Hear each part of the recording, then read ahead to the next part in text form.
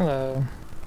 So this evening we're going to be doing a flight from Vancouver, Washington at Pearson Field over to Astoria, Oregon.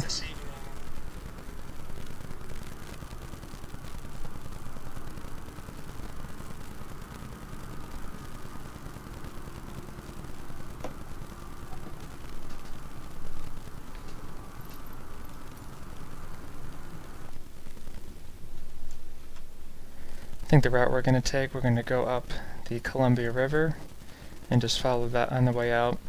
The sun is setting already, so we're probably not going to want to fly over the hilly terrain here. But I was thinking about hopping up to the Battleground VOR and taking out Victor 112 on the 274 radio up to Astoria and track that VOR inbound. We'll probably use the VOR as we go in, just to kind of test it out. And if there's any lighting available, I'd like to fly down to Haystack Rock down here by Cannon Beach. We'll see how that goes. But they also added the bridge up here in Astoria, so maybe we'll see what that looks like at night. It'll just be a VFR flight. We'll get out of the Charlie airspace. We'll probably just stay below the Charlie until we clear the area.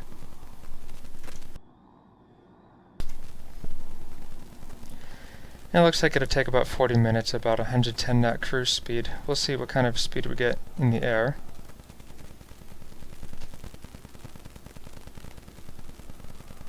So let's go ahead and get this thing started up as sun's already setting. So we would have done our pre-flight inspection, and we would have checked our documentation on board the airplane, the airworthiness, registration, POH, and weight and balance. And we did some flight planning. That should be enough fuel. Get the dome light on. That's right up there. Red light is good at night for your night vision. Get the beacon on. Trim is set, the avionics are off. We'll put the mixture in, crack the throttle, prime the engine.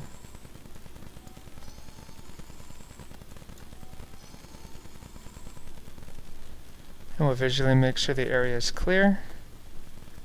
And we'd shout clear prop out the window.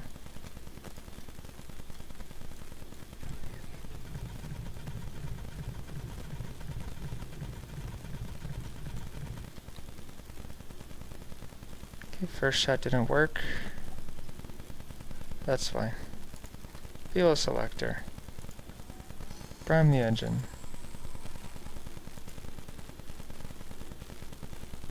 Alright. Area is clear. There we go. Control the RPM to around 1,000 to start with.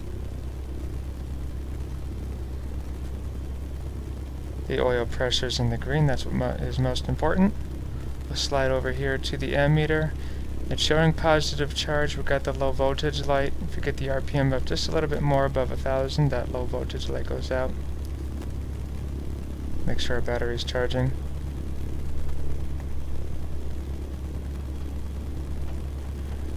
And the oil temperature should be fine by the time, it's already in the green, should be fine by the time we get up to the end of the runway.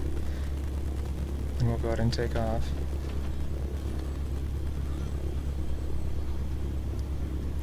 Now while we wait for it to warm up, let's look at some details about Pearson Field.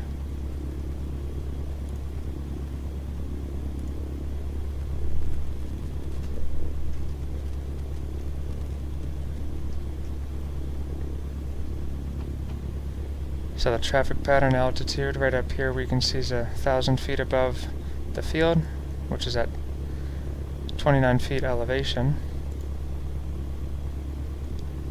In the airport remarks, you always want to pay attention. There could be special notes. Now, because of the proximity to the Charlie airspace in Portland Airport, they have an advisory frequency, 19.0, so that's prior to arrival. Departures, we'll contact them prior to departure. So in real life, as we're holding short of the runway, we'd probably call up Pearson Advisory 19.0 to get some advisories on which direction to go based on what airlines are coming in.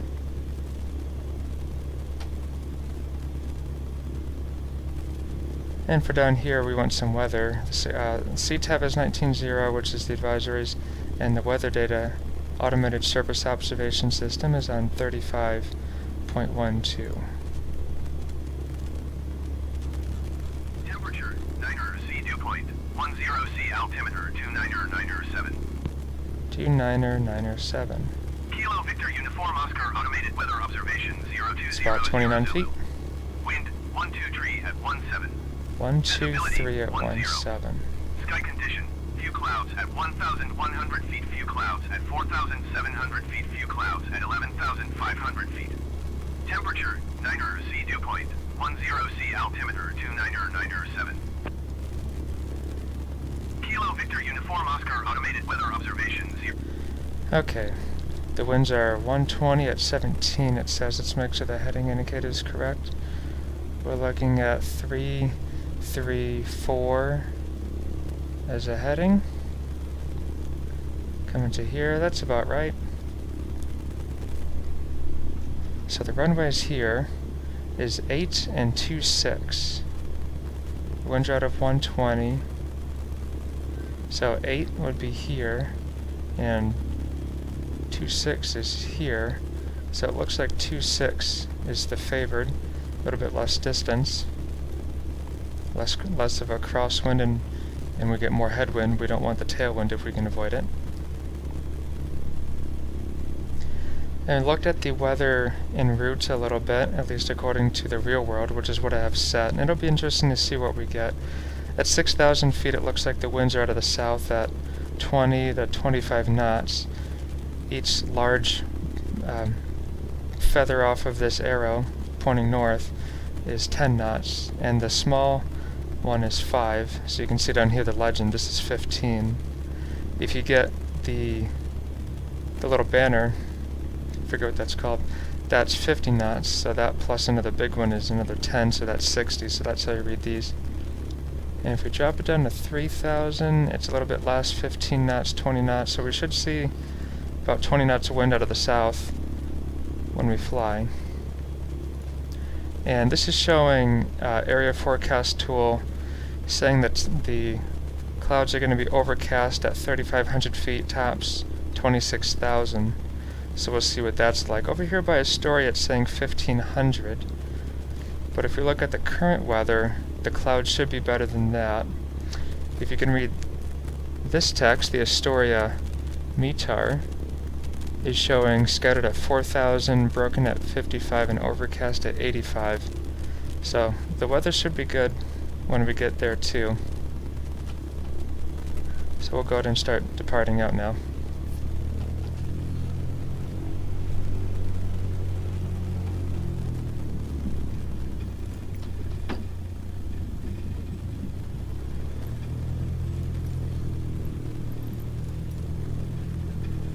Victor Uniform Oscar traffic Cessna November 446 Mike Echo is taxiing to runway 8. Okay, well I don't think we're going to use runway 8.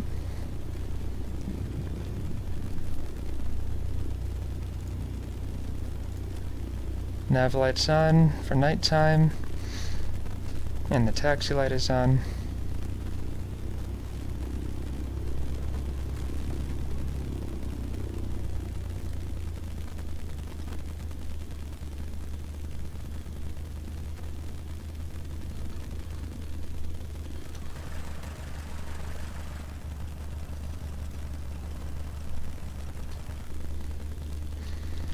I do have the real world traffic turned on, so we'll see some airplanes flying around. We'll be careful as we taxi around the hangar area. Could see some planes emerging, but more importantly, get all these vehicles driving around. Ops vehicles and people with their personal cars. Okay, this guy does not know where we're going to go. We'll just have to go around.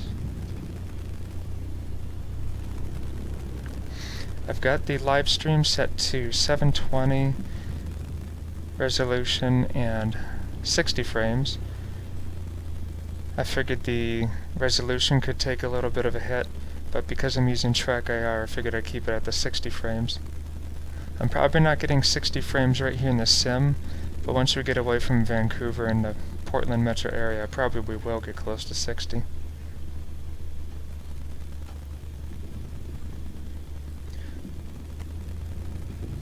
This is still kind of testing the stream, because I did some reading about the stream, and my upload speed is only 6 megabits with my internet, even though I can download the internet 5 times over in an hour. So I've lowered the bitrate upload to YouTube to 6 and decreased the resolution to 720. So let me know if there's any issues with the feed this time. It shouldn't cut out like last time, so we'll see. Alright, so we'll get the mixture rich for our run up here. Oil temperature is good. So we'll run the engine up to about 1700. And we check the oil temperature and the pressure. The fuel gauges are reading properly. We have positive amps. We'll check the carburetor heat. You see a drop in RPM as it enriches the mixture. And now one thing during the run-up I'll see with students, because we teach them to lean the mixture on the taxi,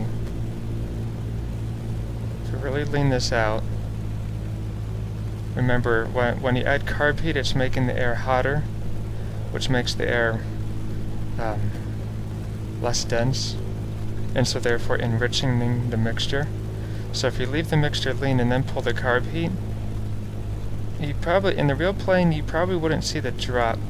It's a good trick. The students will sit over here pulling this thing in and out and wondering why they don't see a drop in RPM, and that's because they're enriching it. But if you put it to full rich like it says in the checklist, and then you pull it, you would see the drop. Alright, so we'll do our magneto test as well. Pause the checker. So 2 clicks left. See a drop in RPM, 2 clicks back to the right.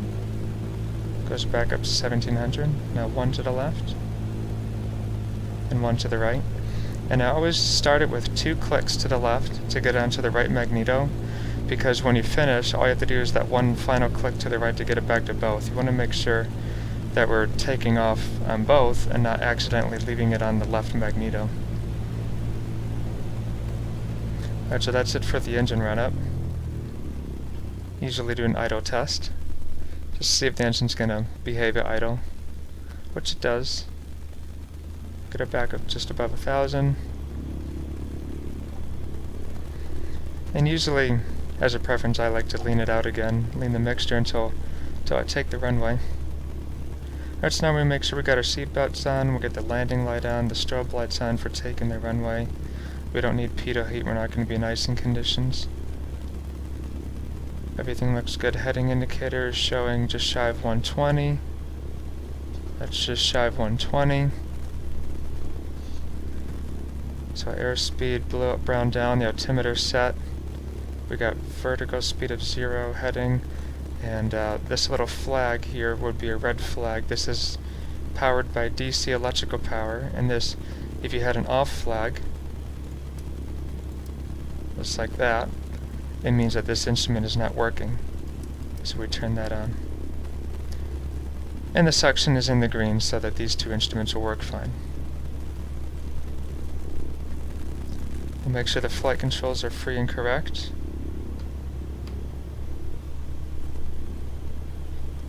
Turn the stick to the left, the right aileron goes down. Turn the stick to the right, left aileron goes down. Whatever direction you move the yoke, so if you have your hand physically on this yoke and you turn it to the left, your thumbs would be pointing left, and that's the aileron that goes up. See, that's down and then that's up.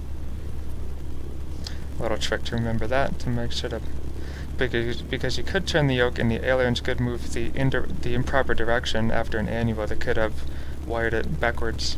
I've heard stories of that. Alright, so it looks like we're ready to take the runway 26. We'll try to do a little circle here. Check for traffic.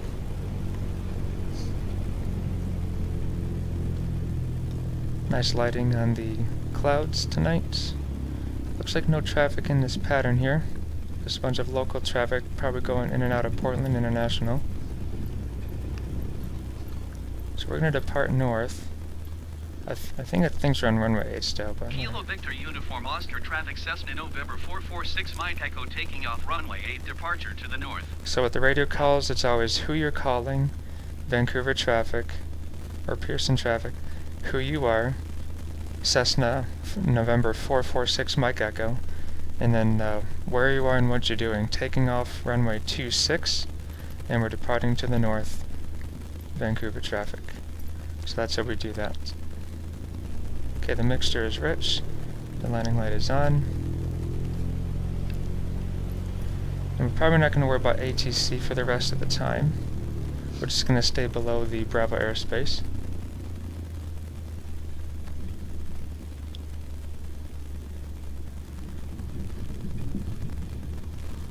And just before we take off, definitely something you don't want to do in the real world, but I'm going to just read some of these comments.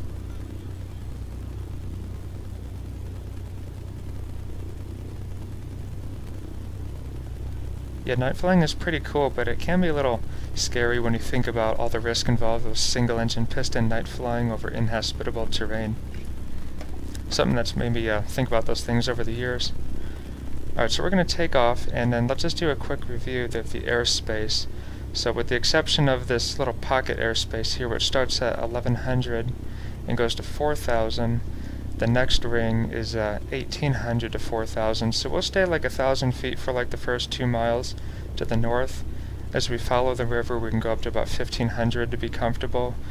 And then when we start clearing, when we get a beam the battleground VOR in the river, is when we're about clear of the Charlie airspace. You always want to have an understanding of how to identify where you are in relation to the airspace. So right here where my mouse is the Columbia River, and then when the battleground VOR is off the right wing, we should be clear, and that's on 116.6. Let's tune that in. 116.6. And we should expect that off about the 230 radio. So let's roll that in. 230. So when that needle centers with the from indication, we should be clear of the Charlie airspace. Alright, let's take off.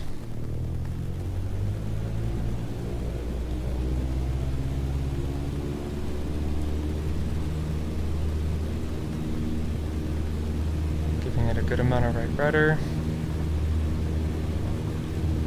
The airspeed is alive, the oil temperature and pressure is good. Go ahead and rotate the nose up here.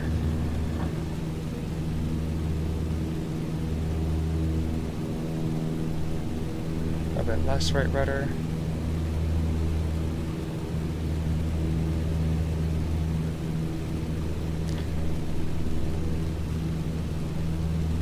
I think these two towers right in front of us, I think this is the I-5 bridge, I think. There's an airliner going into Portland, so we'll make a right turn and get away from their extended center line. Here's downtown Vancouver. This is a photogrammetry city, so it looks pretty realistic. Now if you really needed to climb, you'd be doing a steeper climb around 50 knots or so, 55, 60. But we want to stay below 1,000 feet for now as we get away from the airspace.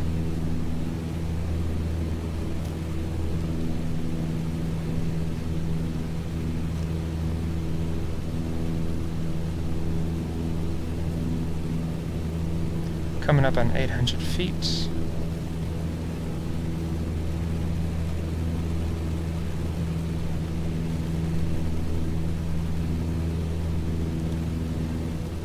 Now we should be within range and enough altitude to get some reception on the battleground VOR. There's 1,000. Let's level off here. Let's worry about getting out of the airspace for now. A little bit of low clouds in front of us. Hopefully this isn't going to be a problem along the river. Alright, so now we leveled off. We're increasing speed. Let's get the RPM off that red line. Just a bit.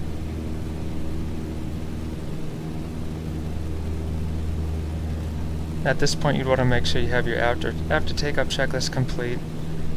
Most importantly for us, it's going to be making sure the flaps are up in case we used flaps for takeoff. Your gear and flaps up if you have a retract. And let me know if the volume is an issue, if my voice is loud enough.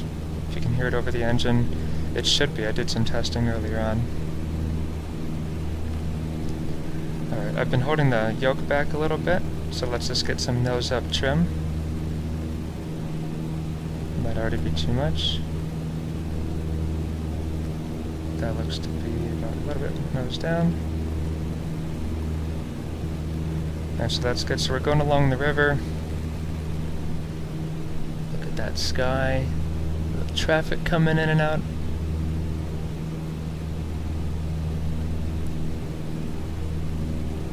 In real life, there's a band of rain that just came through like an hour or so ago, going out to the north. So it kind of looks like the sky of some clearing rain showers from early in the day.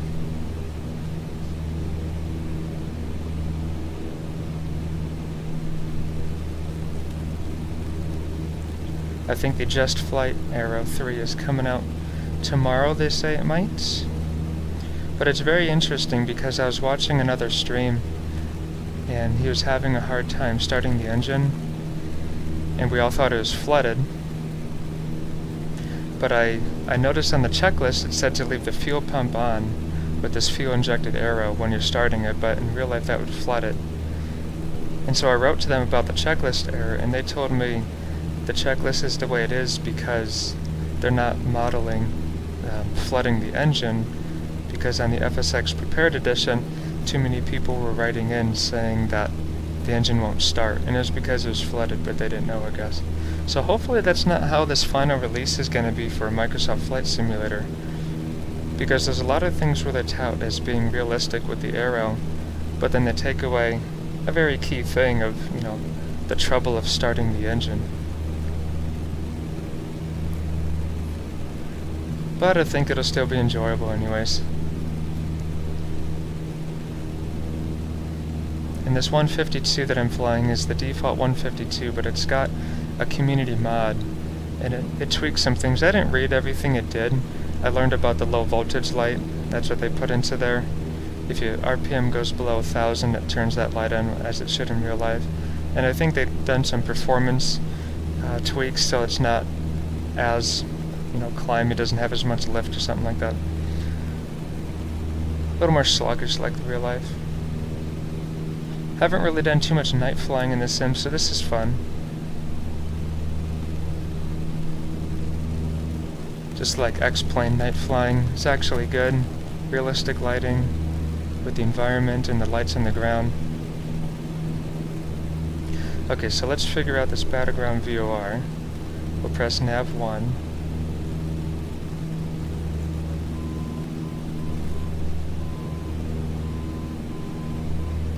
If we listen closely to that Morse code, it should match here.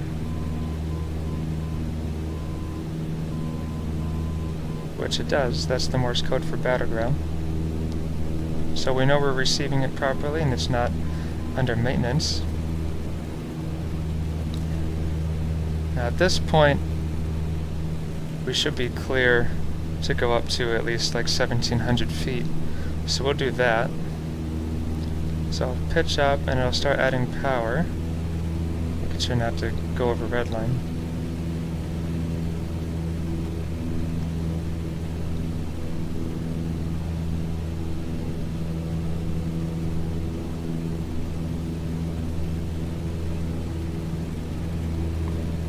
Now if there's anything specific you'd like to see in some of these live streams, like a little more depth on what I look at for weather planning or route planning, feel free to ask those in the comments as well, and I'll see what I can integrate into the next streams.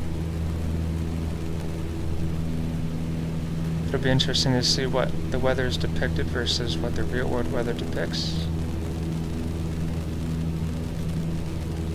I think to a degree though, even with programs like Active Sky, okay, there's 1,700, let's level up so we don't bust the Charlie airspace below 1,800. I think with programs like Active Sky and any real-world weather, it's always going to be wrong to some degree. So I just load in the real world weather like I do in this sim and just call it good enough. The winds will probably be there close enough. It'll give you something a lot more dynamic and interesting than the presets probably, and we're just loading whatever other weather. And sometimes the weather in real life goes against what's forecasted or predicted, so it's a fun little exercise. Now right now we're not touching any clouds. The temperature gauge is showing above 0. Looks like it's about 4 or 5 Celsius. Now what I've noticed, unless there's something if I'm missing, but you got 0 Celsius on the inside, and if you look at where 32 Fahrenheit is on the outside, they don't line up. It's saying it's 29 Fahrenheit, but about 4 Celsius. And that doesn't quite add up in my book.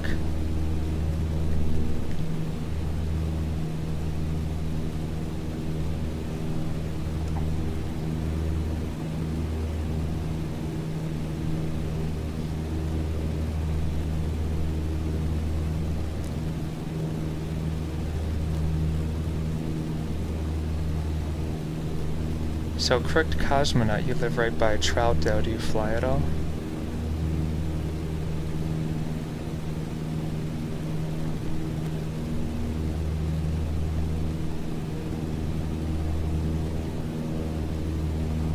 A lot of times coming in with the airlines, landing on 2H at Portland, we fly over Troutdale a bunch, and sometimes we'll be flying a visual approach, and we'll go right over the top of Troutdale.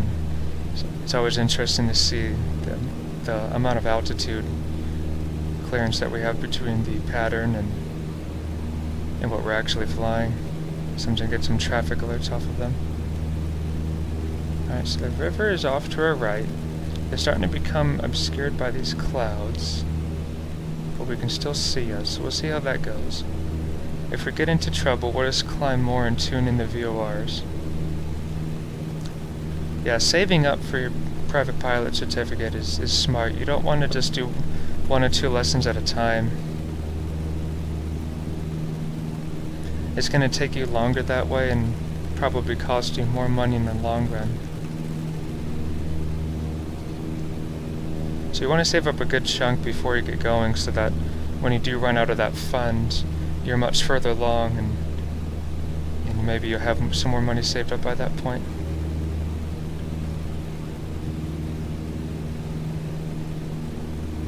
Yeah. And you can also check out, I've went over to the place at Pearson Field. I forget what their school is called, but they are pretty busy, or at least they used to be when I went there last year. And then there's a small school in Camas, just east of Vancouver. Seems pretty nice. Nice little cozy airport, a couple airplanes. So there are some options. Very interesting low clouds. Let's see what radio we're on with this VOR.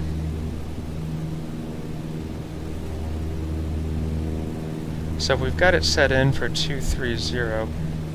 Let's see, we'd be further south unless we've passed it. So that shows 2. Let's go this way.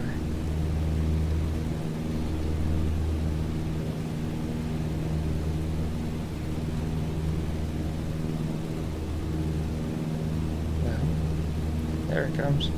Alright, so now it's showing, so we must have passed and I didn't pay attention. So it's showing us on the 295 radio from Battleground VOR. And we're along the river, which I think is the left side now, yep.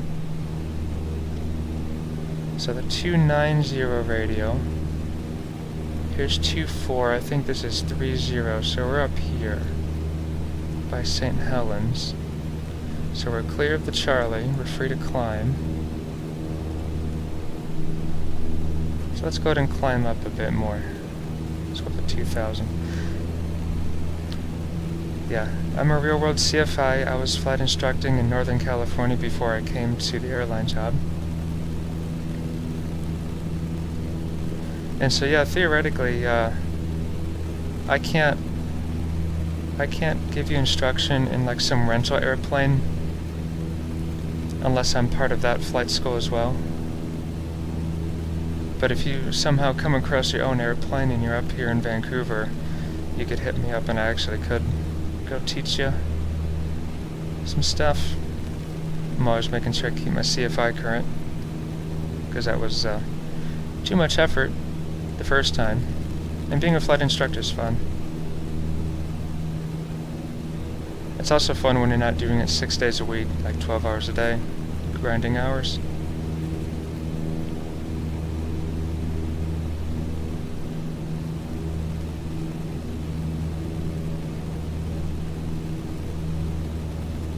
So we're getting about 110 knots indicated, which is good. That's the number I threw into the flight planning. And we're at 2,000 feet, so the difference of true airspeed to indicated airspeed isn't going to be too much of a difference. If anything, it's in our favor, because we're indicating 110, so we're probably doing like 113 true or something like that.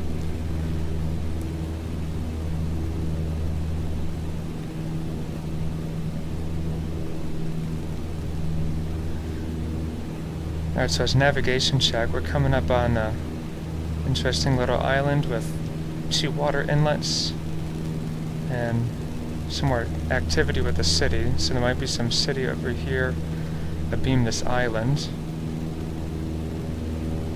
Well, we may not be able to get that kind of detail on here, but maybe we're coming up on Kalama, possibly.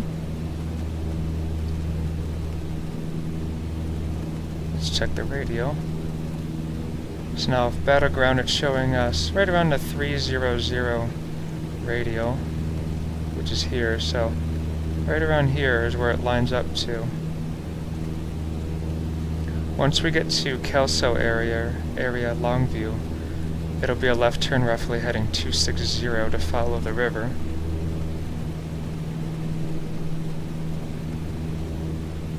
With this high of a power setting at this altitude, I don't know if I'd lean the engine maybe a little bit. I have to double check the manual.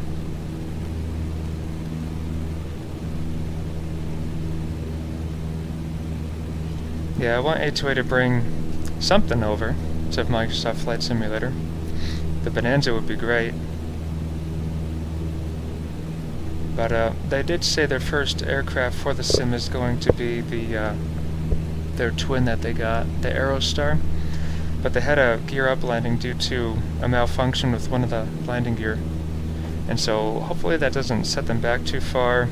It very well could have. I'm not sure how far along in their testing they've gone with their actual real-world flights.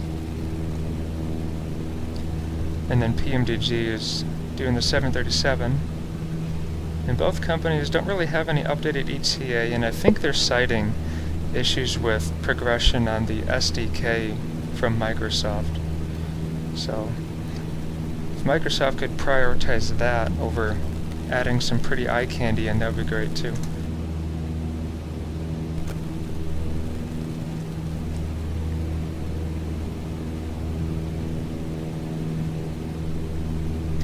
Oh yeah, V35s, like there's old V-tail Bonanzas that are not that expensive, and when you compare them to 172s and Cherokees and Moonies out there. The newer Bonanzas are definitely up there in cost, same with 182s. And so I don't know if there's a catch with those old V-tails or if it's just the stigma that they have, but those would be cool to fly.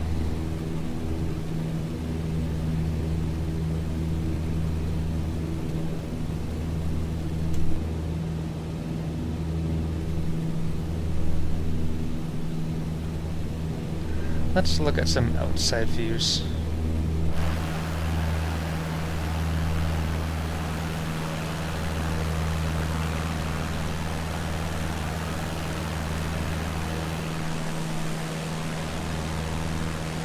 Really love these sunset colors. Really love that we don't have to get any freeware textures to change the sky. It's just excellence out of the box. We can probably turn off our landing light now.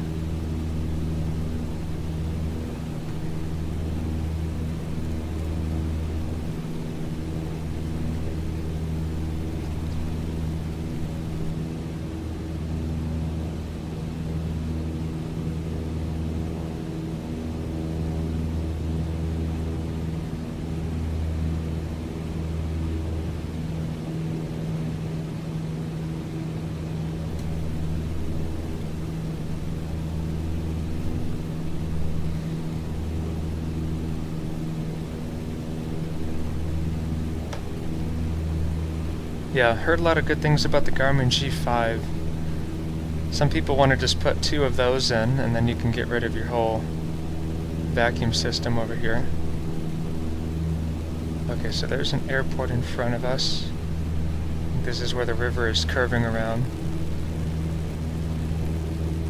So we see a single green flash and a single white flash. That indicates a civilian land airport. If you saw a green flash and then 2 white flashes, that would be a military airport. And I think green, white, and amber is a helicopter port. And I think white and amber is a seaplane base. And you can remember the seaplane base because there's no green, there's no grass, no ground.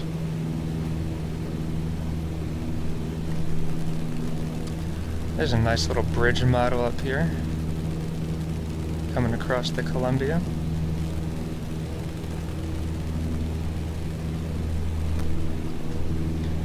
Let's go see what that should be. Let's get the airplane situated here.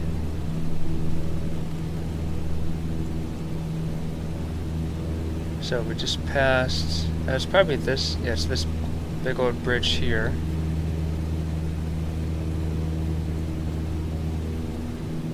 So now the river's going to take some turns. Let's tune in the Astoria VOR on Nav2 on 114.0. Get some direction towards that. I don't know if we'll get it being at 2,000 feet, but we'll see.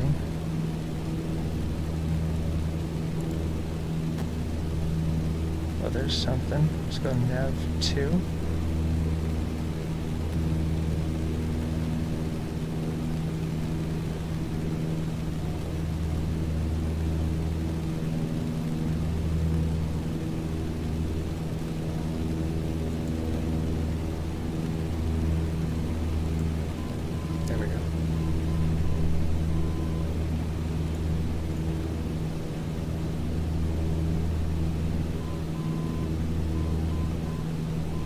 Yep, that's the right Morse code for Astoria. And we're getting a signal, so we're right on the 080 radio, 260 inbound. Remember, west is 270, so this is 26. East is 90, so this is 80. So we're on the 080 radio, which is the spoke coming outbound from the Astoria VOR. And so now when you have 2 VORs in here, we still got battleground. We can center this needle with the from indication. So we're on the 300 radio from battleground and 080 from Astoria. Let's turn that thing off. So the 080 is pretty much this magenta line, and 300 is right up here. So yeah, right about here, which is right, we're just past that bridge. So that's how you can use 2 VORs to triangulate your location to be pretty much right here. Oh, okay. It's getting pretty dark. There's clouds.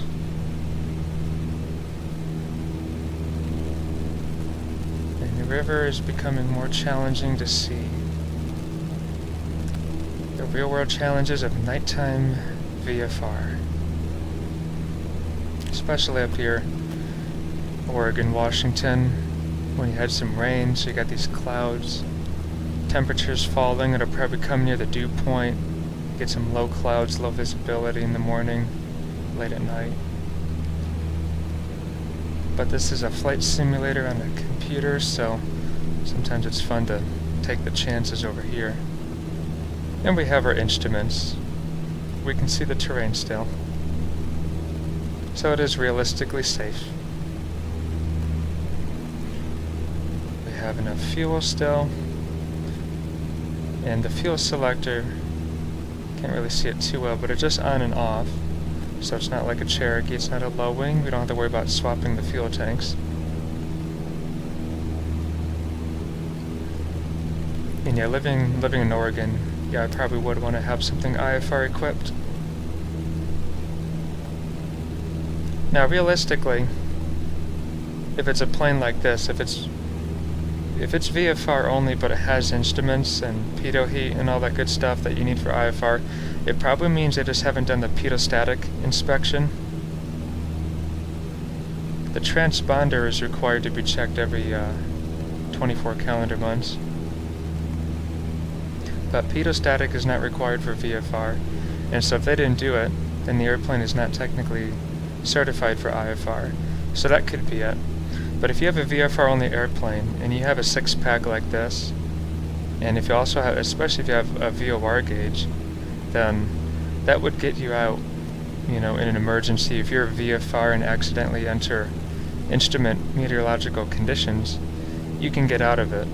And that's what the 3 hours of instrument training is for with your private pilot certificate, to give you some confidence that you need to just zoom into your instruments and focus on your instruments. They've been working the whole time. There's no reason to suspect they failed as soon as you enter the clouds and start panicking. So if you ever get into a position where you have no more discernible horizon, or you're over black terrain, all things that are very easy to do in Washington and Oregon, just know that your instruments still work. Now, as an instrument-rated pilot, you're using the instruments all the time, and maybe they do fail. You want to look at your suction gauge, make sure these two are working, and as an instrument pilot, you'll do training to identify what systems have failed. Like if your electrical system fails, your turn coordinator is not going to work. And as you can see, that gives you some bank info. And right now it's correlating with the attitude indicator. So you kind of know those are working, and the heading is moving the direction it should when it make turns. Little things like that.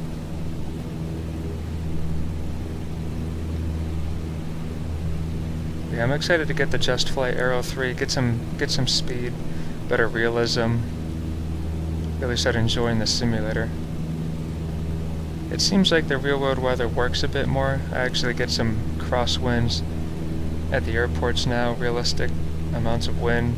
I don't double check against the METAR all the time, but it's a lot better than just the 2 knots that I had everywhere, including the hurricanes. I don't know if you see this many stars at night, but it looks nice. Especially once you get away from the cities and the light pollution.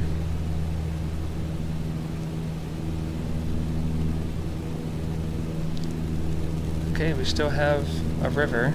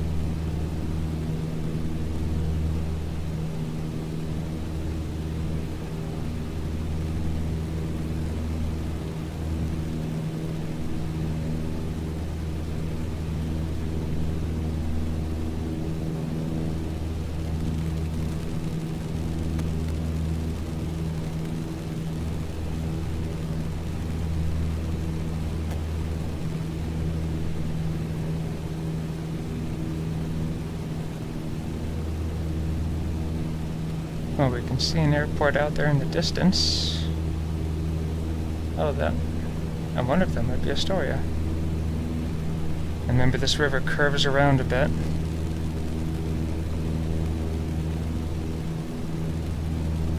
But that seems like where Astoria might be. Got this big mouth of the Columbia. It's very nice. We can let the altitude wander a bit.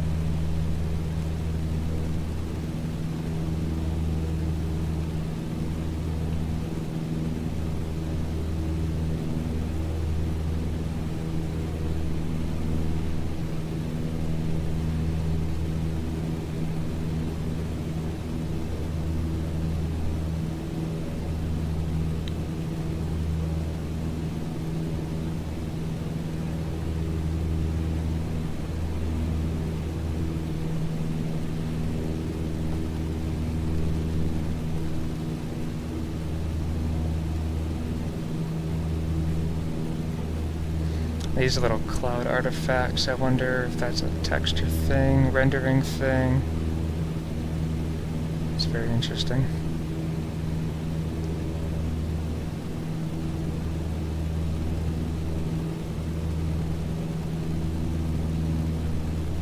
Fuel check.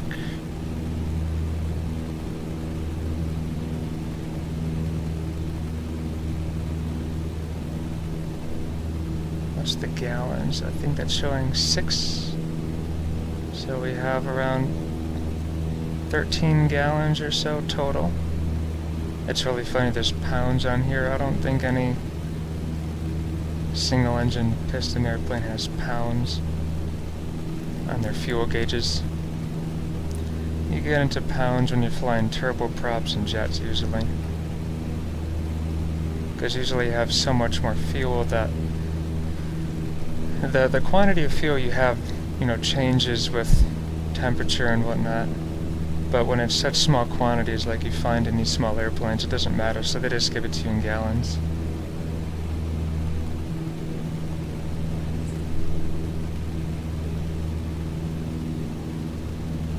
Let's go ahead and tune in the traffic advisories for Astoria, just in case anybody is out there. So we go over to here, we'll zoom into Astoria, and we see down here we have the automated surface observation system is on 35.37, and the CTAF, indicated by the C, is 122.8.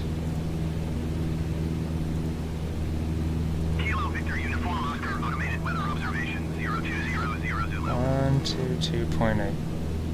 And then 35, I usually do the weather in COM 2, 35, 37. It's really interesting the frequency intervals that these can do. 35.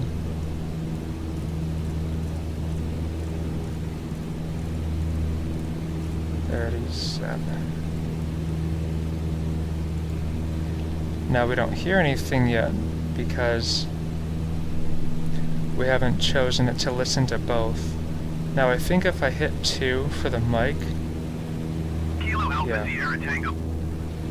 But then that would mean I would be transmitting on 2 as well if I push the talk. So realistically, I'd have the mic selected to COM 1, which is my traffic and ATC. COM 2 is down here for weather, and then you just hit both. That way you're listening to this one and this one. Kilo Alpha Sierra Tango automated weather observation 0200 Zulu. Wind 073 at 4. Visibility 9er. Sky condition. Few clouds at 1,100 feet. Few clouds at 4,700 feet. Few clouds at 11,500 feet. Temperature 7C dew point. 10C altimeter 29er 2992. Kilo Alpha Sierra Tango automated weather observation 0200 Zulu. Wind 073 at 4. Wind 070 at 4. 4 knots is if you had to do a direct tailwind. With this plane, it would be significant if the runway was short, but I don't think any of these runways in Astoria are short. So you can see here on the chart, the elevation, this bottom line, the elevation is 14 feet above mean sea level. The L means there's airport lighting. The asterisk means there's lighting limitations. At a non-towered airport, that typically means it's pilot-controlled lighting. You click the mic 7 times to turn them on. Here is the length of the longest runway in hundreds of feet, so it's 5,800 feet is the longest runway. We can see the runway depictions here. Let's go look up Astoria's info. So we can see the other runway is 4,467 feet long, and they're both 100 feet wide. So that's a nice wide runway. Now the winds we noted were 0704, so they have runway 8. That's 80 degrees. So it's only 10 degrees off if we land on runway 8. It'll be extremely slight left crosswind. And we can see this is where the VOR is located on the field. The VOR is the hexagon, and it has DME distance measuring equipment indicated by the box around it.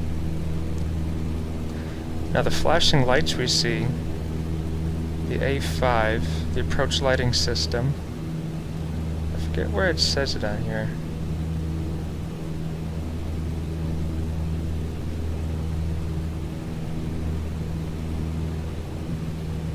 So runway 26, it's got MELS, or medium intensity approach lighting system. And that's the flashing lights that we see. Gives you a lead-in line. I really like the lighting of this highway coming down here. And you see, we don't see the flashing lights on the other runways, so only the west runway has the best approach lighting system. So when you're flying IFR and you're coming down the ILS or some other approach, if the weather's right down to minimums, if you see those approach lights before anything else, you can usually descend another 100 feet lower than the minimums. Help get you in until you can see the runway environment.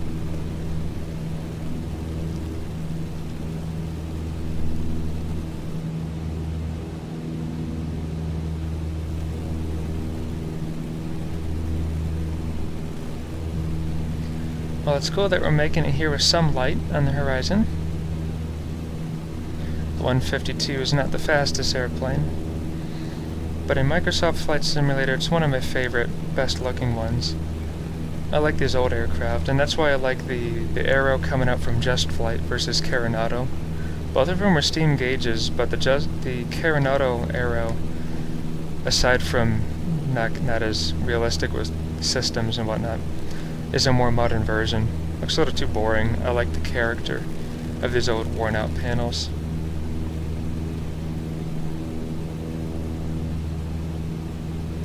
Now Astoria is not really a busy airport or anything, but it's not a bad habit, especially if you're already at low altitude, to turn on your landing and taxi lights. Gives you that forward visibility factor.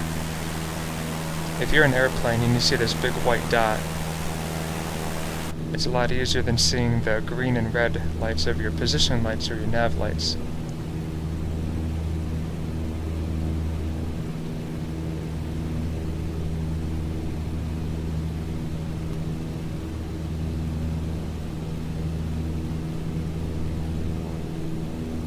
So for the other viewers on the stream right now, any of you real-world pilots, any student pilots, or what do you guys like to do in the simulator? More GA flying and more airline flying?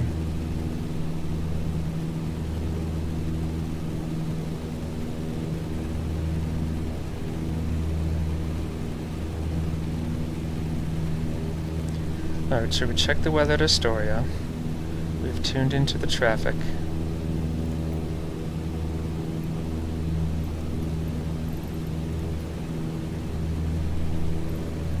And we'll select runway 8 for landing.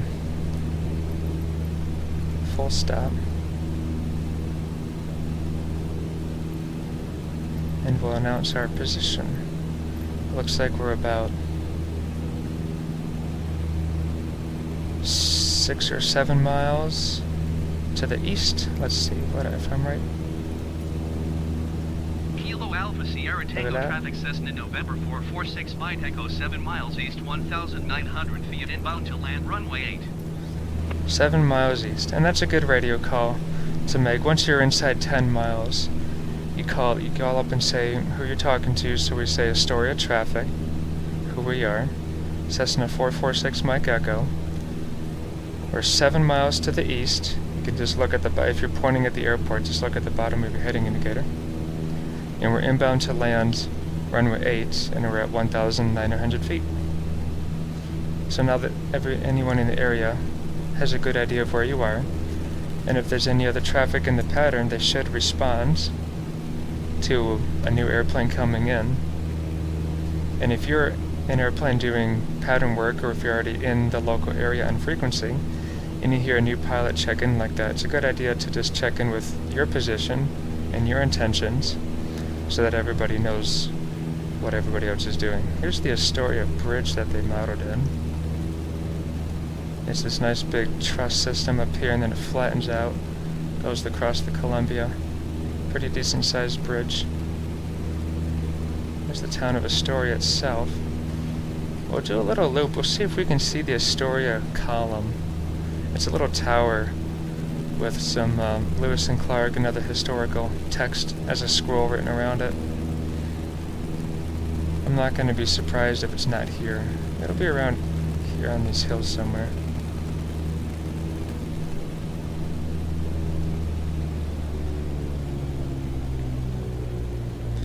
So if I was going to do this in real life, I'd make a radio call saying that I'm going to do a little loop around Astoria before landing.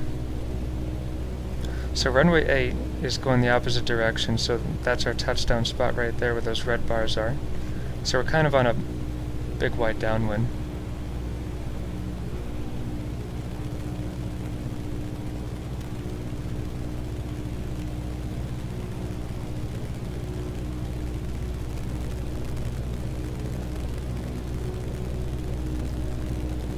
Very cool lighting with the bridge.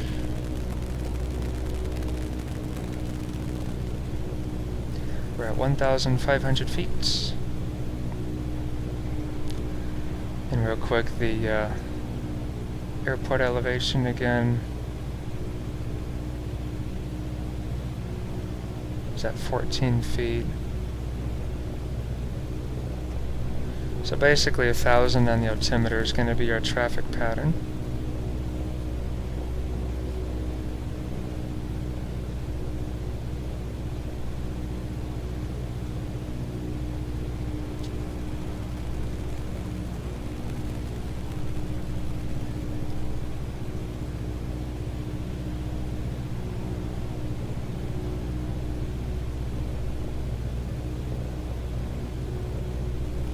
That's kind of the town of Astoria.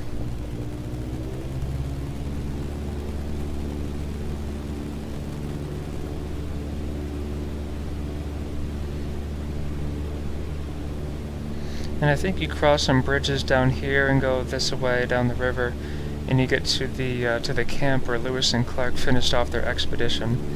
That's pretty cool to go to.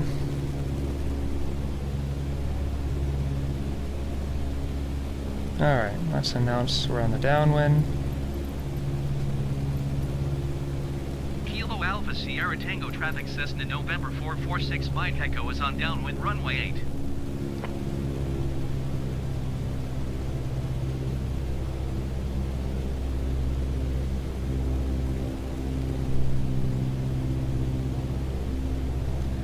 And when we get off the runway, it looks like we'll probably get off onto this runway or this taxiway and go in the direction of the beacon to park.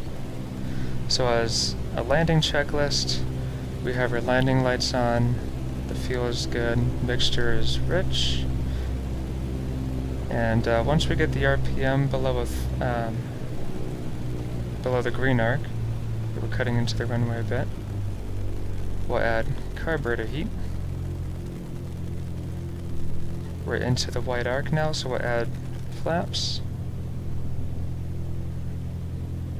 Kind of cut into the runway, so I'm just going to do a circle through the base and final. You have 20 degrees flaps.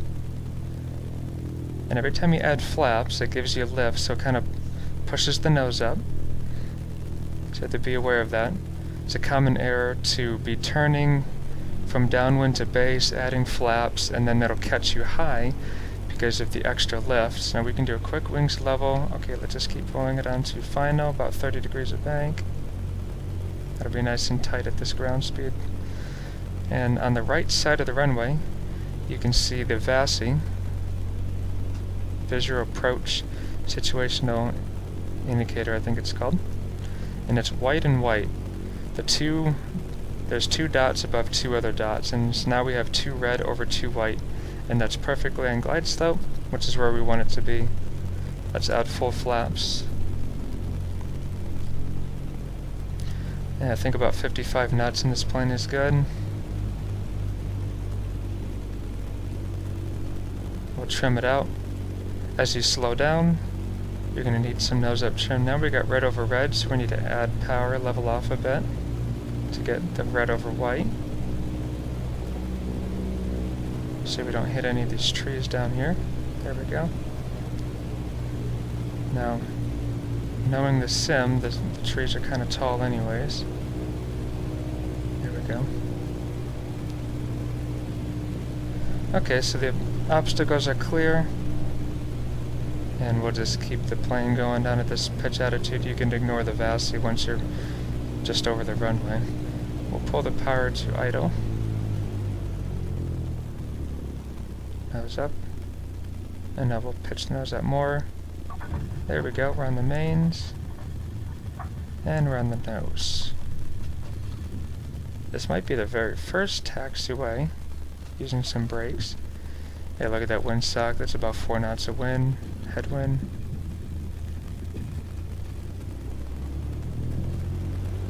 Okay. It kind of looks like a taxiway. There's lights on the other side. There's just no line. Oh, this is the runway. Why is there no center line? Okay. Okay, so that's what we said. We'd probably get off on the runway. We'll make the left turn here.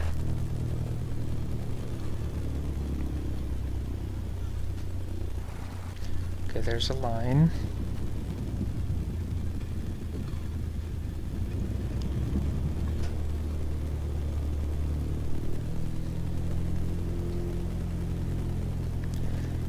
Alright, let's lean out the mixture. And we're clear of the runways. Let's go and stop. Carb heat off. Flaps up. Landing light off. Strobe lights off. Trim reset. Mixture is leaned. And now it's clear of the runway. Kilo Alpha Sierra Tango traffic Cessna November 446 Mike Echo is clear of the runway.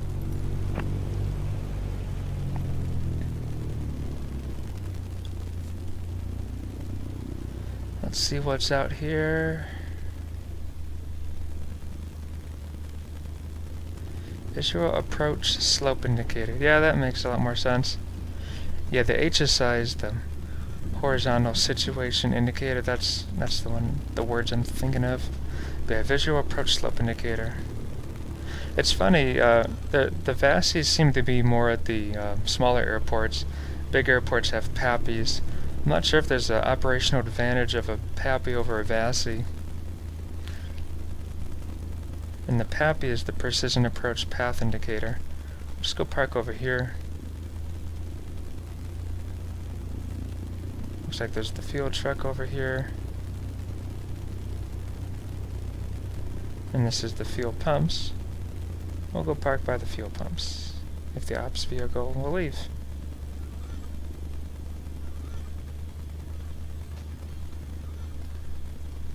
It's interesting, they do seem to do a good job of detecting your physical aircraft, and they'll try to move around it.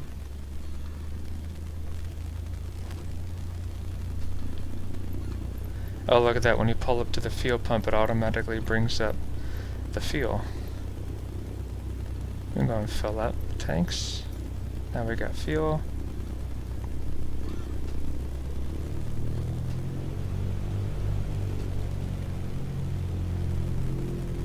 Because that's safe, refueling with the engine on and the avionics on.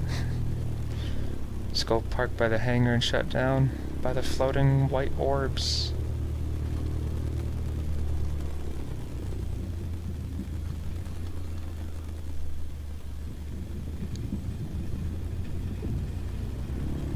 Using differential braking, the left rudder, playing with the left brake to make some tight turns. Try to straighten out the nose wheel. Okay. So, parking brake set. And when you turn off the avionics,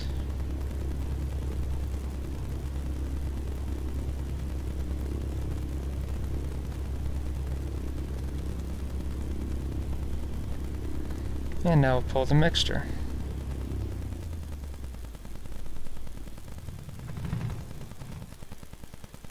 Prop is stopped, magneto's off, mash the switch off. It's always in, so it brings up this conclusion page, but it's not correct. It shows us departing same time, Coeur d'Alene Airport. Didn't even go there today in the simulator. It used to be right, I feel like, so I'm not sure.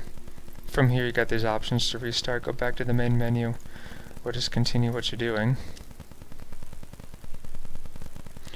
So I think we got everything. Turn off the rest of these switches.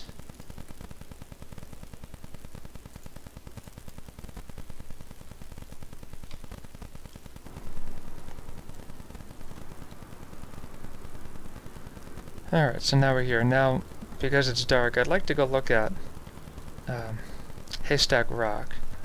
And I think the only way we're going to be able to change the weather and time is if I start the flight again.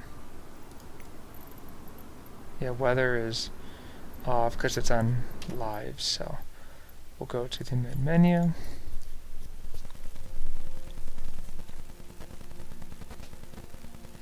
And at least the loading times are not that terrible, especially compared to other sims. And of course I have the legacy music because nostalgia. So go down here to Haystack Rock. We just landed at Astoria, and we looked at the Astoria Megler Bridge. Oh, that bridge up there that we crossed must have been the Lewis and Clark Bridge. We don't really see it very well. Let's see. If we set that as departure and this as arrival, how long does it say it'll take us? It says it'll take us about 9 minutes in the 152, so that's doable. Let's turn this off, go to a preset of like a few clouds and make it daytime. Maybe morning, or AM sunrise. Well, we don't have too much nuclear sun, so something like that. Then we'll just go down the coast and see what that's like.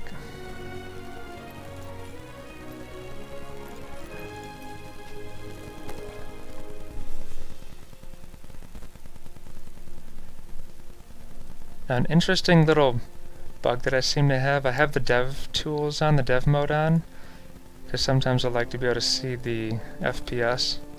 But what I've noticed, sometimes if I turn the dev mode off, it leaves this part of the dev tools, and it's kind of annoying, because I'd like to get rid of that banner at the top. Tango traffic Cessna November 446 Mike Echo taking off runway 8 departure to the south. Okay, you can be quiet now.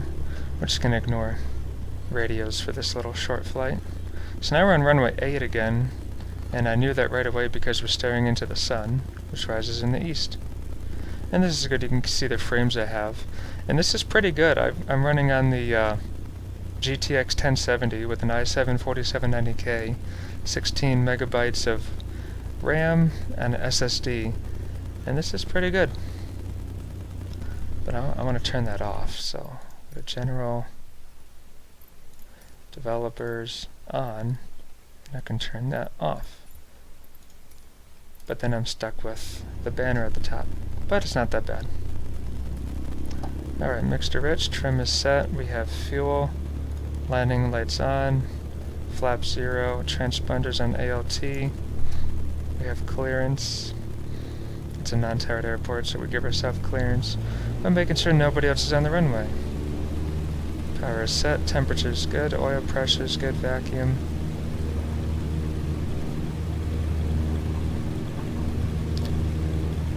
And the airspeed is alive. We'll pitch the nose up. Yeah, I can see the chat, Tyler. We're going to make an early turn to get away from the nuclear sun.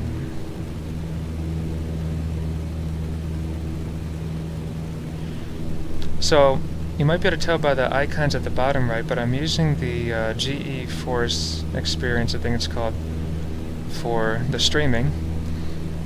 And I configured all this stuff to be down here, but it was supposed to put chat up here, but I'm not sure if it just doesn't do that very well with YouTube. I just have my phone sitting on my desk, viewing the stream so I can see the chat. It looks a lot nicer in the daytime.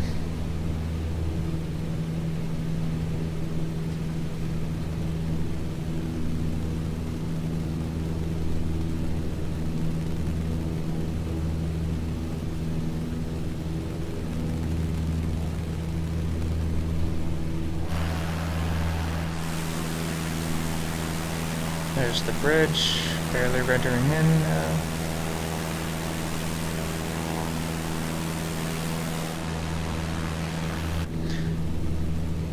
What I really love about this simulator and how good the performance is how many trees are rendered. When you're flying over a forest, it looks like a forest. Look at that. And I'm using a tree mod that increases the render distance of the trees. And it said it made them shorter too. But the rendering distance is a nice bonus. And it does hurt the frames a little bit. I tested it. I think it was about like 5 frames or so, maybe 7. Yeah, day flying's a little bit better. It's nice to dabble in the night flying every once in a while, especially because the sim does it so well. But yeah, look at this. Can't see this at night. And you can see where you're going to land too if you have to make an emergency landing.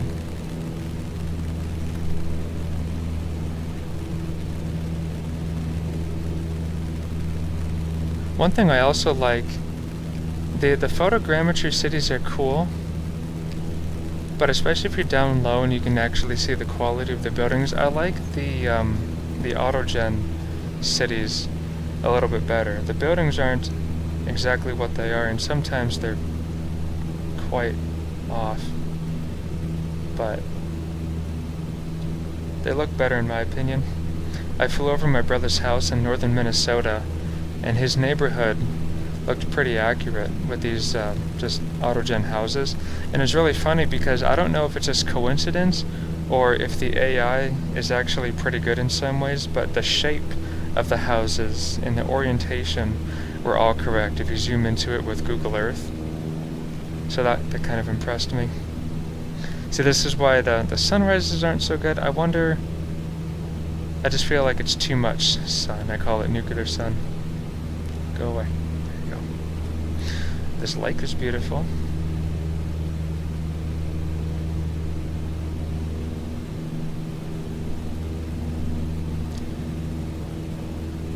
Let's level off here. It's nice to be down low flying over the coast.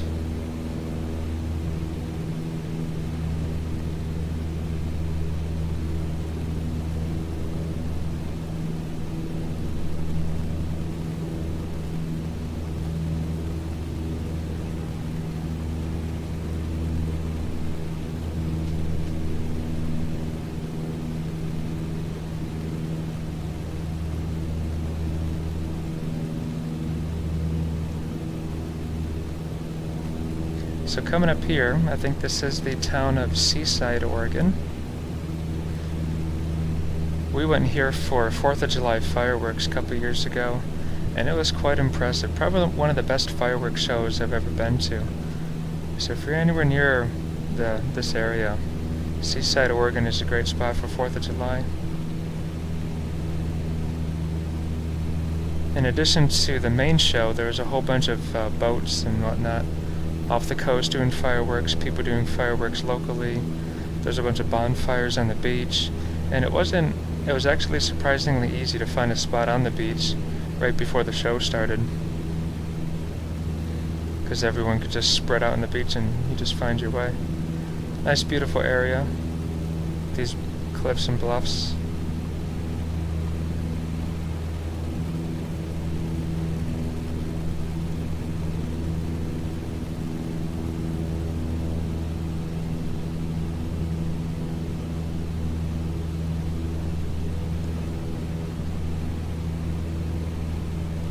Nice long beaches.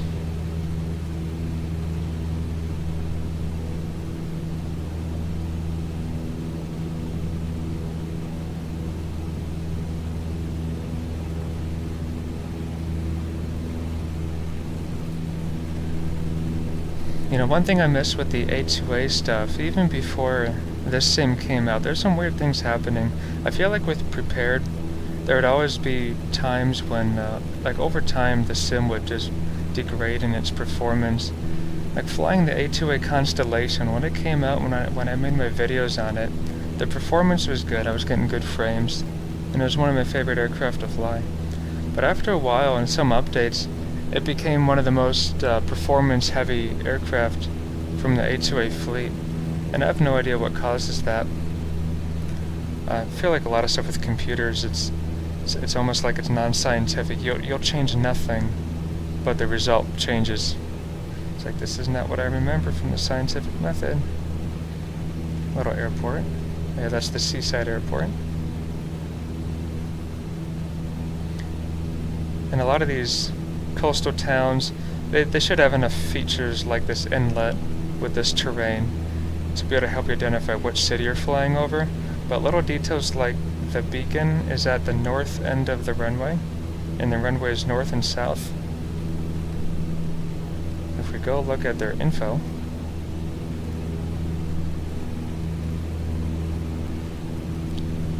come down here to Seaside, and on SkyVector I'm right-clicking to get that sub-menu to pull up this. Where am I looking? Oh, at this. Oh, they don't have a little airport diagram. But what I was going to show you, I'll use this airport as an example. The beacon at this airport, oh geez, do they have one? You'd be able to see where the beacon is. It's like a star. These look like lit windsocks or something. But looking at the position of things in the airport can help you identify which airport you're looking at.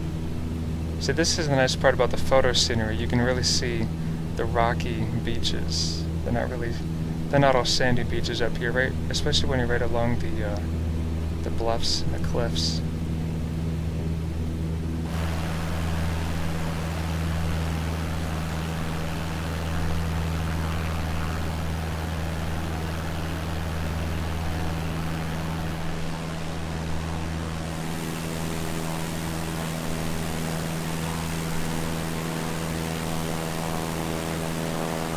What's this? I guess we're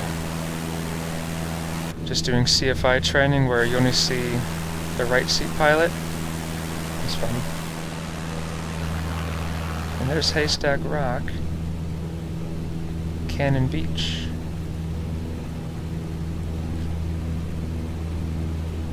Another local landmark. And this is a pretty good beach too. It's nice and big. It's very popular. But because the beach is so big, you can always find a spot on the beach where it's not too crowded. And there's lots of places for public parking too, which is nice.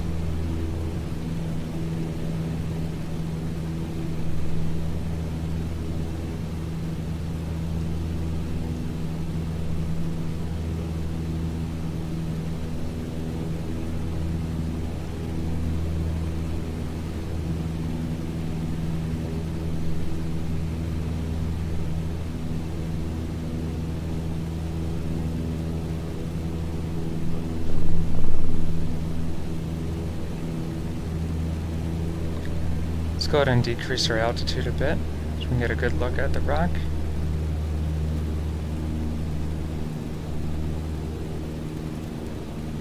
Turn off the lights.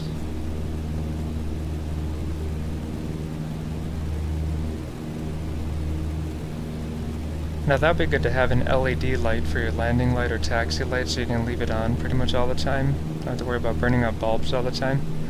Because it's a nice little safety feature to have your landing light on.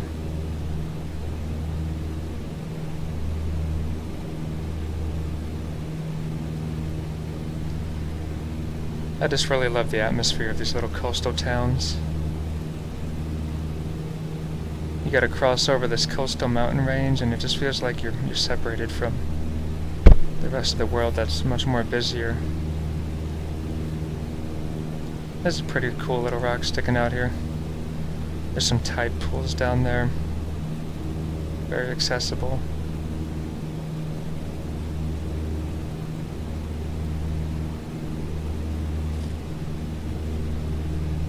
This is where you can practice your turns around a point for private pilot.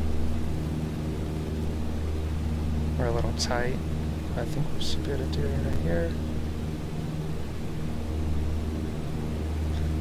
Good way to get a feel for the wind aloft for where you are if you're down low. If you got to bank more or less at certain spots in the turn. Doing about 25 degrees of bank right now. Maintaining the altitude 1,250. Try to maintain the same distance laterally. We're climbing. Get the nose down. Too much.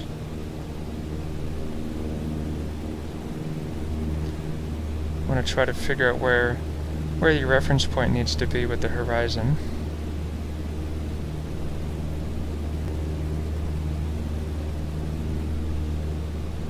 A little bit more bank now. Yeah, that's how you do turns around the point roughly.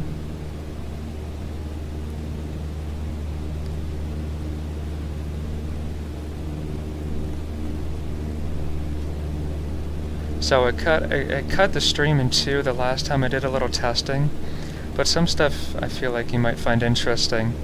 There was some staticky and sometimes just the different sounds. I try to isolate where these sounds are coming from, like is it airflow, is it the propeller, or is it something with my headset? And so one thing you can do to isolate the sounds is you can just pull the mixture, get rid of the engine sound. So it's already a lot less, but the airspeed is mostly the same, so most of the sound you hear is the prop wash. And now to avoid any stall warning, turn off the master switch, and then we'll get the prop nice and slow, stopped, no more airflow, gets nice and quiet.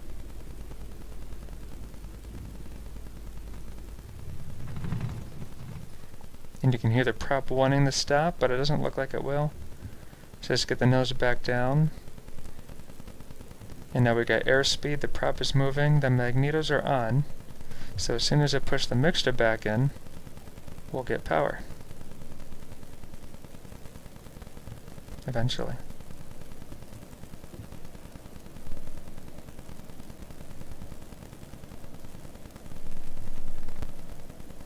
Well, it worked all the times before. That's why we have a beach. Turn on. It's interesting, so I think it registered the prop stopping, which is why it worked to turn the starter. Because yeah, if the prop is running, spinning, and you have the mags on, then the engine should start. But you never know, that one time you try it, it might not actually work, kind of like what it looked like right now. But I think that was just like a miscommunication between the visuals and what the sim was actually trying to render. Separate from the beach a bit so we can look at the beach. Looks like there's a nice little coastal road comes along here. Be a nice scenic drive.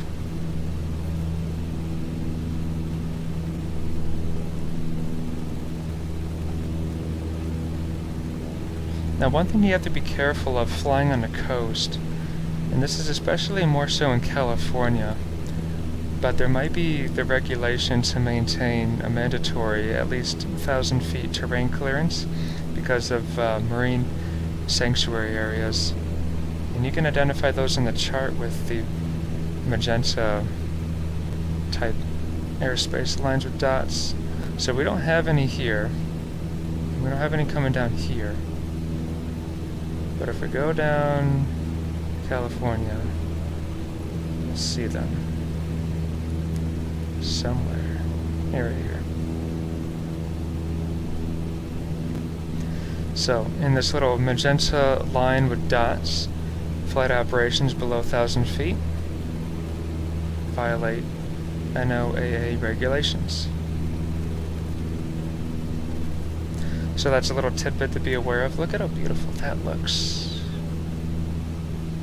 Those hills going into the sun.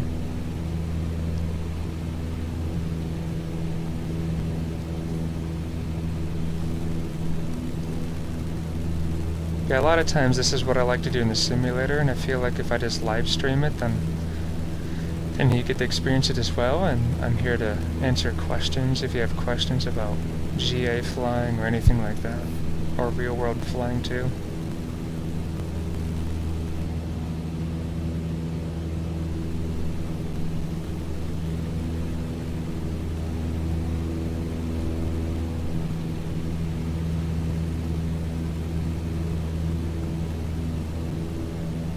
So I think what I want to do is I'm just going to go down to Manzanita Airport, go into there.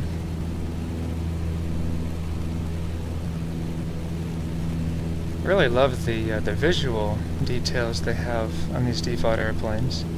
So I think what we need to see is some developer action, like SimCoder's treatment of default airplanes in X-Plane. It has put their reality expansion packs into them. That would definitely be worth paying money for if someone starts doing that for Microsoft Flight Simulator default aircraft. Because all these aircraft, even the 152 as well as their model, they're still default planes. They still have their realism faults. The engine isn't simulated, outside of just on and off. No wear and tear. The gauges don't necessarily correspond to stuff that makes sense. You can see we're getting a little bit of bumps here. Just a little bit, which is nice. If you were here for the Hawaii live stream I did, we actually had a nice little moment of turbulence from real world weather. Coming over one of these big ridge lines, got a big nasty jolt. Just like in real life. So that's pretty cool, seeing the sim really perform in action as advertised with that airflow coming over. So I think down here is the airport, somewhere along the stretch.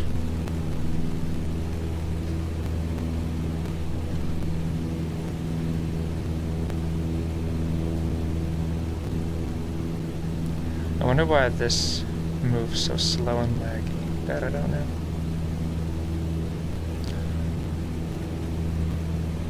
Here's Manzanita.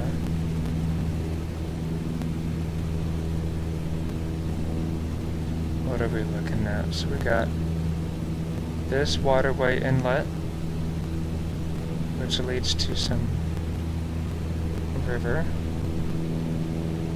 There's a large stretch of town. And there's more of a hook and more terrain. Maybe we're over here. Haven't been paying attention. This might be over here.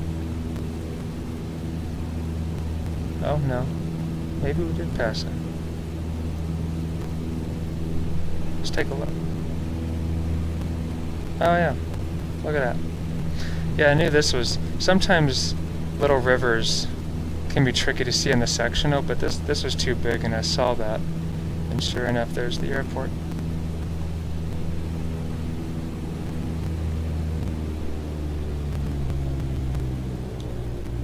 Usually the POH recommends putting on the carburetor heat if you're going to go below the green arc. Let's see if we can do a little low pass. Try to find a windsock. They have one here. Looks like a nice public boat launch spot. Really love the photoreal aspect of the simulator. I don't see any traffic. Let's just dive right in. Make this fun. We're in smooth air. I'll go into the yellow arc. Why not? Over runway 33. That looks like a windsock. It's not doing very much. Cool. So we can land any runway. The bus is waiting for us. Go full power. Nose up. Carb heat off. Make sure the mixture is rich.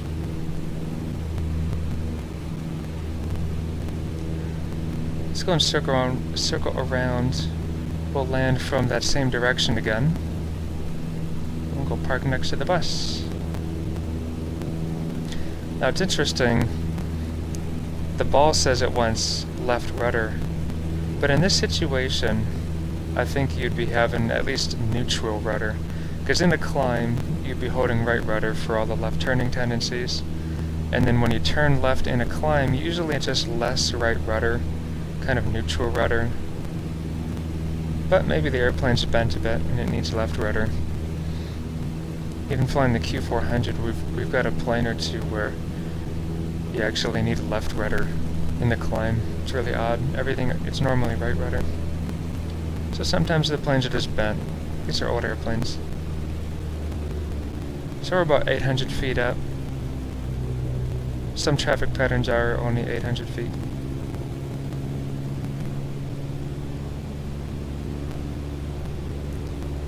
We do a little scan for traffic. We make sure we have our seatbelts on, the fuel is on, mixture's rich. We'll reduce the power now, get the carb heat on, turn on the landing light. Let the airspeed come into the flaps range, the white arc. Put flaps 10. Start descending. Let's make our turn now. Don't want to get too far away from the runway, although we have a lot of spots to land if the engine quits. And maybe that's something I can do in some later streams is give you guys the opportunity to just tell me at a random spot to just kill the engine and find a spot and land it. Let's go 20 degrees flaps. Let's go full flaps actually, we're getting a little high. We'll start to turn into final now. Really nice having the track IR to see around the glare, see around the post. Now every runway stripe, if this is depicted properly, every runway stripe is 120 feet long with an 80-foot gap. So you can see it's not a very long runway. That's how many runway stripes we have. Alright, we'll just have the power to idle at this point. Runway's made. We're at a good speed. Pull the nose up. And now let it bleed the speed. Get that nose up more and maintain your altitude. That's good. And let it gently come down in that nose wheel. Now hold the yoke back and apply the brakes gently.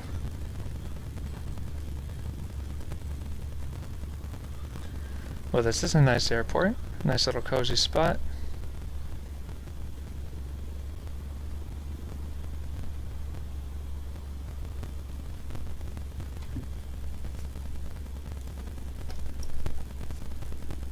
I'll lean the mixture, put the carb heat in. Now if you're landing at an airport that could be dusty, you want to make sure you get the carburetor heat off as soon as you can, because carburetor heat on is bypassing your air filter, so you're getting unfiltered air into the carburetor. And you don't really want that in dusty environments. Alright, we're clear of the runway. We'll get the flaps up. The switch isn't moving. It's being weird. I'm using the the switch on my joystick. That's really interesting. That seems like a little bug. Alright, the mixture's lean, the carb heat is off. Landing... oh. Okay, nothing is clicking.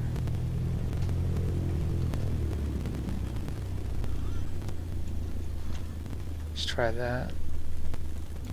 Oh, okay. Look at that. Yeah, this is a very interesting bug. It's like the whole plane froze. That's really funny. Where'd the bus go?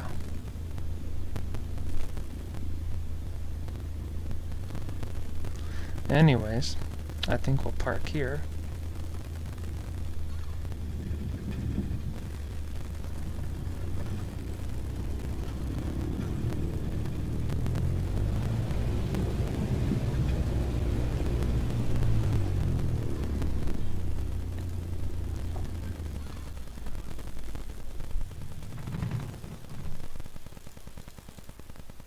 There, see, it registered me clicking the master switch, which triggers this screen.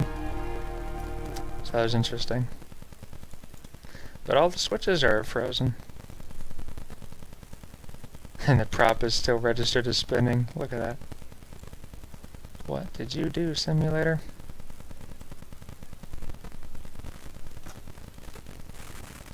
Okay, well I think I'm going to end the stream here. It seems like there's another test stream. But yeah, let me know in comments if there's anything specific you'd like to see. Any specific aircraft. Although, we'll see what I do with aircraft. But scenarios, destinations to fly to. Right now I'm trying to keep it in United States because I got sectionals for it. SkyVector has sectionals. Around the world they have some less detailed stuff, but you have access to some info. So I can at least have some knowledge of what's going on. Like if I go across the water here, further.